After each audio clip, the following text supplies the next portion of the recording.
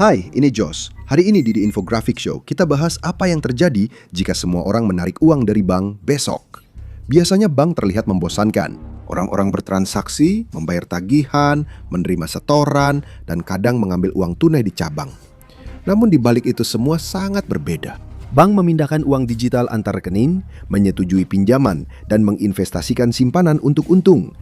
Banyak orang tidak sadar bahwa uang Anda tidak hanya disimpan di brankas, karena bank hanya menyimpan sebagian kecil simpanan dalam bentuk tunai fisik.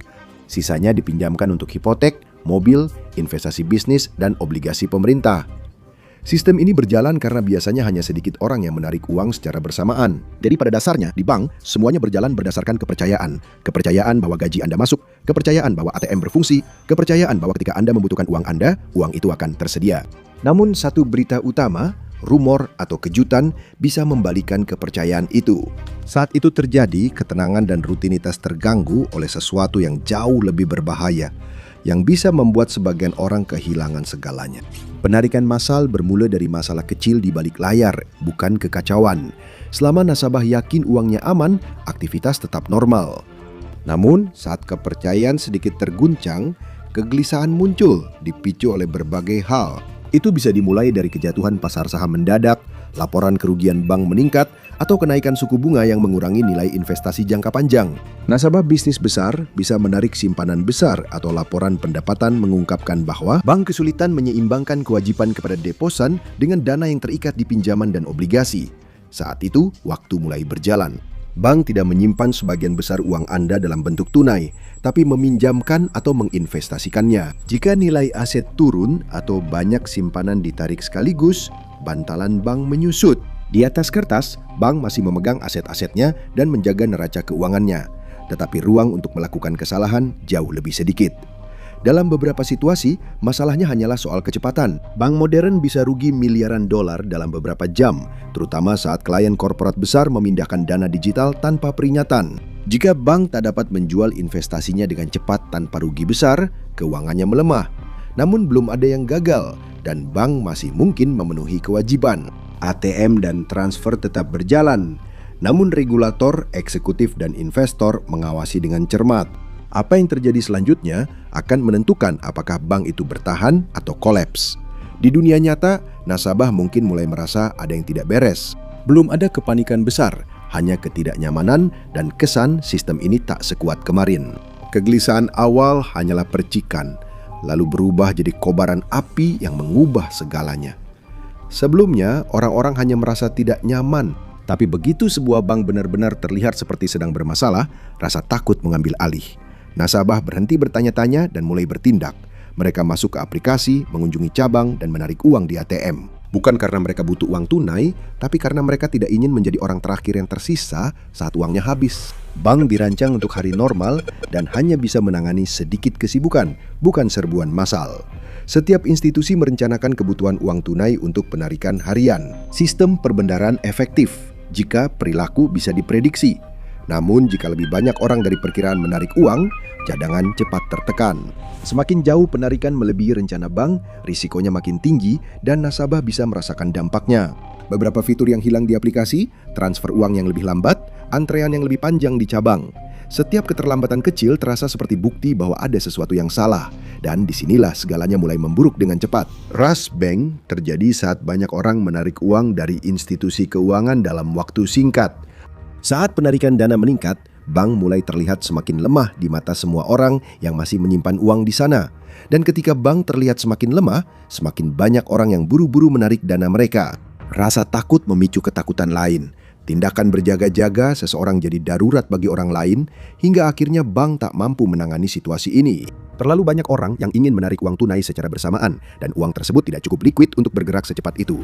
Uang yang terkunci dalam bentuk hipotek, pinjaman usaha, dan obligasi pemerintah membutuhkan waktu terlalu lama untuk diubah menjadi uang tunai. Jadi, untuk memenuhi permintaan, bank terpaksa menjual aset secepat mungkin, dan menjual dengan cepat berarti menjual dengan harga murah. Pinjaman tiba-tiba ditagih, obligasi dijual dengan harga sangat rendah. Penjualan terburu-buru melemahkan bank dan membuat nasabah gelisah. Sejarah membuktikan ganasnya lingkaran umpan balik ini. Saat depresi besar, kejatuhan pasar saham membuat masyarakat meragukan sistem keuangan. Deposan pun menarik dana, memaksa bank melikuidasi aset demi bertahan. Berita tentang satu penarikan besar-besaran di bank memicu penarikan di bank lain, lalu di bank berikutnya, dan seterusnya. Kepanikan menyebar lebih cepat daripada yang bisa dikendalikan oleh peraturan apapun. Pada tahun 1930, satu rumor saja sudah cukup untuk menjatuhkan Bank of the United States. Setelah seorang nasabah keluar dengan marah dan menyebarkan kabar tentang kebangkrutan, kerumunan pun terbentuk hanya dalam hitungan jam. Di akhir hari, jutaan uang tunai hilang. Bukan karena bank gagal, tapi ketakutan menghancurkan lebih dulu sebelum kebenaran muncul. Namun, perbankan modern bergerak lebih cepat. Tahun 2023, Silicon Valley Bank kehilangan 42 miliar dolar dalam sehari karena nasabah korporat memindahkan dana secara digital. Tanpa antrean atau teriakan, hanya beberapa klik, penarikan dana melebihi kemampuan, bank menjual aset atau mengumpulkan modal dengan cepat untuk membayar nasabah. Bagi nasabah, hal ini menakutkan. Jika diberitahu tak bisa mengambil uang, pikiran pertama bukan lega, tapi curiga ada yang disembunyikan, dan ini memperburuk situasi. Pada tahap ini, penarikan dana sudah tidak terkendali lagi. Setiap penarikan membuat penarikan berikutnya terasa semakin mendesak. Setiap berita utama membuat semakin banyak nasabah menuntut uang mereka. Dan yang terburuk, ini baru permulaan. Begitu kepanikan melanda bank, kerusakannya tidak hanya terjadi di dalam bank saja, tapi mulai menyebar ke seluruh perekonomian. Saat itulah langkah-langkah mitigasi mulai dijalankan. Taktik darurat untuk memperlambat penarikan dana, memulihkan kepercayaan, dan mencegah institusi gagal total mulai dijalankan. Beberapa langkah ini halus, lainnya dramatis, semuanya untuk mengulur waktu. Pertama, bank mencoba memperlambat segalanya. Dulu, bank memperlambat antrean orang saat resesi di Amerika Serikat. Karyawan dan kerabatnya berdiri di depan teller, melakukan setoran dan penarikan kecil untuk menghambat sistem dan menunda keramaian hingga tutup. Sekarang, hal serupa terjadi secara digital. Transfer jadi lebih lama, aplikasi bermasalah, pengiriman uang tertunda, dan ada batas harian. Semua ini tidak benar-benar menyelesaikan masalah. Ini hanya menunda kebocoran agar bank bisa bereaksi, lalu mereka panik mencari uang tunai. Jika cadangan kurang, bank meminjam dari bank lain, pasar uang, atau bank sentral. Karena itu, bank sentral disebut pemberi pinjaman terakhir. Tugas mereka adalah menyuntikkan uang tunai ke dalam sistem ketika kepanikan mengancam untuk menghancurkan institusi yang sebenarnya masih berfungsi. Pada 2023, Federal Reserve Amerika Serikat meluncurkan program pendanaan berjangka bank agar bank bisa meminjam menggunakan aset sebagai jaminan untuk memenuhi penarikan dana. Program ini dirancang untuk cepat mengubah aset beku menjadi uang tunai dengan asumsi investasi akan bernilai penuh saat jatuh tempo. Jika sebuah bank dapat meminjam sejumlah besar uang tunai dengan cukup cepat, mereka mungkin bisa menghentikan penarikan massal sebelum menjadi fatal. Namun, meminjam juga membawa risiko. Operasional tetap berjalan hari ini, masalah didorong ke besok. Salah satu alat anti panik terkuat adalah asuransi simpanan di Amerika Serikat. Federal Deposit Insurance Corporation atau FDIC dibentuk setelah depresi besar untuk menjamin uang nasabah hingga batas tertentu. Jika sebuah bank kolaps, jika orang-orang percaya simpanan mereka terlindungi, mereka cenderung tidak akan buru-buru menarik uang mereka. Dan jika sebuah bank benar-benar gagal, pihak asuransi akan turun tangan. Terkadang, bank lain yang lebih kuat akan membeli bank yang bermasalah, dan nasabah hampir tidak menyadari adanya pergantian tersebut. Di lain waktu, regulator mengambil alih bank tersebut dan menjual aset-asetnya untuk membayar kembali para deposan. Asuransi simpanan tidak menciptakan uang baru, hanya mendistribusikan kerugian di sistem. Bank juga bisa berupaya menahan uang tetap di tempat. Taktik lain adalah mendorong simpanan berjangka, yaitu rekening berbunga tinggi yang hanya bisa dicairkan pada waktu tertentu. Bank mengunci sebagian kewajiban untuk melindungi dari permintaan uang tunai mendadak. Jika banyak uang tersimpan dan tidak bisa ditarik kapan saja, bank tetap bertahan meski ada penarikan dari nasabah lain. Namun kenyataannya, mitigasi tak selalu memberi solusi. Memperlambat transaksi, meminjam uang, dan menjamin simpanan hanya menstabilkan bank sementara, tapi tak mengatasi kerugian dari aset bermasalah atau penarikan dana besar-besaran. Akhirnya, momen yang ditakuti semua orang tiba. Uang tunai keluar sangat cepat saat rush dimulai. Namun setelah beberapa jam atau menit, brankas, ATM, dan sistem digital segera mencapai batas maksimal.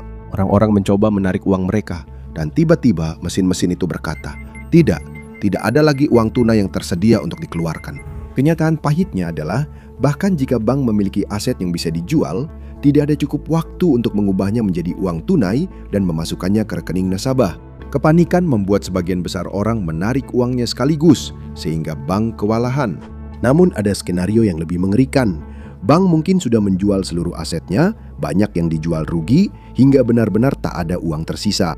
Dalam kasus ini, satu-satunya cara orang bisa mendapatkan uang mereka kembali adalah jika pihak lain, seperti pemerintah atau lembaga keuangan lain, turun tangan. Saat ini, bank bukan memilih untuk berhenti membayar, tapi tidak mampu memenuhi permintaan. Uang tersebut terjebak dalam penjualan di masa depan atau pinjaman, sementara nasabah membutuhkannya untuk saat ini. Begitu likuiditas hilang, krisis tidak lagi soal ketakutan, tapi mulai menjadi soal matematika. Intinya, uang tunai tidak cukup jika semua orang menarik sekaligus. Jika bank gagal membayar nasabah, masalah cepat menyebar. Gagalnya satu institusi bisa mengguncang seluruh sistem. Saat bank kehabisan opsi, krisis berubah dari masalah internal jadi urusan publik. Jika bank tak bisa memenuhi penarikan dana, bank dianggap gagal, dan otoritas seperti Federal Reserve serta regulator harus turun tangan. Bukan untuk menyelamatkan satu bank saja, tetapi untuk melindungi seluruh sistem agar tidak ikut runtuh bersamanya. Secara historis, inilah saatnya pemerintah mengambil alih kendali. Pada depresi besar, setelah Franklin D. Roosevelt menjadi presiden pada tahun 1933, ia mengumumkan libur bank nasional. Semua bank di negara itu ditutup sementara untuk diperiksa inspektur federal guna menentukan mana yang cukup kuat untuk dibuka kembali. Bank yang lemah direorganisasi, digabung, atau ditutup. Roosevelt tahu uang dipengaruhi matematika dan psikologi, jadi ia langsung bicara ke publik. Dalam siaran radio, ia mengatakan kepada rakyat Amerika bahwa menyimpan uang di bank lebih aman daripada menyembunyikannya di bawah kasur. Ia berjanji bank yang dibuka kembali akan melindungi simpanan dan pemerintah tak akan membiarkan kegagalan berlanjut. Kata-katanya sangat berarti. Kata-kata itu memperlambat kerugian dengan memulihkan kepercayaan pada institusi yang kehilangan kepercayaan masyarakat. Namun, pidato saja tidak cukup. Saat bank modern kolaps, FDIC biasanya bertindak diam-diam. Mereka mungkin mengambil alih bank setelah jam kerja, mengatur pengambil alihan oleh institusi yang lebih kuat, dan membuka kembali pada hari kerja berikutnya di bawah kepemilikan baru. Bagi nasabah, semuanya tampak normal meski bank aslinya sudah tutup. Sementara itu, Federal Reserve menambah likuiditas ke sistem. Mereka memberi pinjaman ke bank sehat, menstabilkan pembayaran, dan menjaga uang tunai beredar agar satu kegagalan tidak memicu 10 kegagalan lainnya. Tapi inilah kenyataannya. Ketika Federal Reserve turun tangan, itu berarti bank yang menyimpan uang hasil jeripaya orang-orang telah benar-benar gagal. Setelah kepanikan, pembekuan, dan pemerintah mengambil alih, pertanyaan terpenting bagi masyarakat adalah, apakah saya akan mendapat uang saya kembali? Saat terjadi bank run dan bank gagal, pemulihan tidak otomatis membuat keadaan normal kembali. Itu berarti menentukan penerima, jumlah yang diterima, dan pihak yang menanggung kerugian.